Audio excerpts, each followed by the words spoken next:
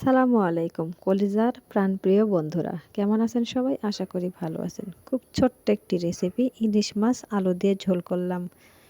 কেমন লাগলো অবশ্যই কমেন্ট করে জানিয়ে যাবেন। আশা করি খুব ভালো লাগবে। এই তরকারি মাশাল্লাহ খেতে এত যে মজা হয়েছিল। এই তরকারি এরকমভাবে রান্না করলে এক মুঠো ভাত মনে হয় বেশিই খাওয়া যায়। খুব টেস্টি হয়েছিল। যদিও আমি ইলিশ মাছ খাই না, ইলিশ মাছের তরকারিটা আমার খুব পছন্দ। মাছটা আমি খাই না। এত সুন্দর টেস্টি হয়েছিল, আমার হাজব্যান্ড শ্বশুর মশাই খুব পছন্দ করেছে এই ইলিশ মাছের এই তরকারিটা। মাশাল্লাহ অনেক সুন্দর হয়েছে, কালারও মাশাল্লাহ দারুণ হয়েছে। বন্ধুরা সবসময় অ্যাক্টিভ থাকার চেষ্টা করবেন। সবাই আমরা একদিন সফলতা অর্জন করতে পারবো, কেমন তাই না? সবার জন্য রইল আমার পক্ষ থেকে অনেক অনেক ভালোবাসা এবং দোয়া। আল্লাহ তাআলা সবাইকে যেন সুস্থ রাখে।